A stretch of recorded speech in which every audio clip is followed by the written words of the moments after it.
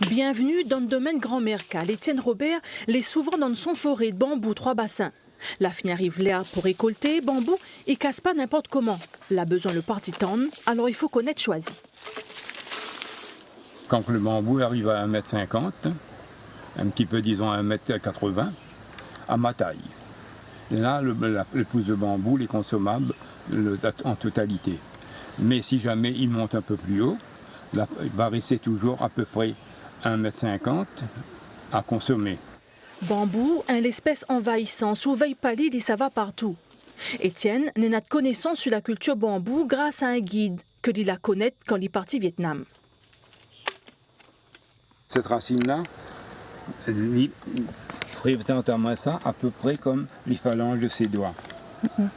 Et sur chaque doigt, il y en a une pousse qui va sortir et sur l'autre côté, il y aura 2 racines qui vont sortir. Et aussi sur cette racine-là, après la pousse, il va ressortir d'autres racines et ainsi de suite. Bon, la multiplication va se faire perpétuellement. Là-bas, il apprend aussi comment bambou est bon pour la santé, les bons respirali et il est reposant. C'est un endroit décontractant, c'est un endroit quand vous voulez fatiguer et surtout qu'il fait beau. Il n'a pas besoin de tapis, il n'a pas besoin de saisie, il n'a pas besoin de rien du tout, là où ça y arrive, où il est assise. Étienne n'a 76 ans. Pour son activité, il peut compter sur l'association 5000 pieds de bois qui donne à lui un bon coup de main. Une fois que vous avez fini casse le banc de bambou, il faut nettoyer. Là aussi, il faut connaître pour garder le morceau qu'il faut pour la transformation. On enlève les pelures, un petit peu comme un chou de palmisse.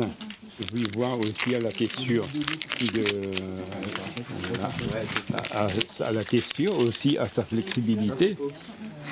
Et c'est la partie verte qu'on récupère. La partie vert clair que l'on récupère et puis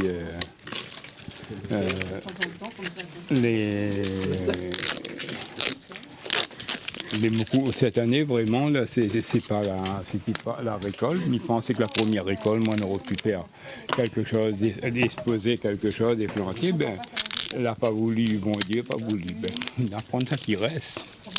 Et ça qui reste, les transforme en achar, ou les laisse naturel. Ils mettent tout ça là en bocal et tout son produit les bio. Ce que j'aime là-dedans, c'est de sentir moi de plus heureux de chaque jour. Le coronavirus, pour moi, a été un peu un bonheur. Moi, ici tout seul, le portail fermé, et moi sentir moins bien, et moi gagner autant de courage que moi quand moi j'avais 20 ans.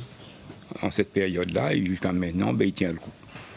Il tenir le coup aussi, et que le soutien du TCO et que la Chambre d'agriculture. Étienne a encore d'autres projets dans son tête. Son plus grand souhait, c'est de rouvrir son domaine et faire visite au monde. Et il connaît déjà comment il s'accueille son public de la plus jolie des façons. Et qu'un joli chanson.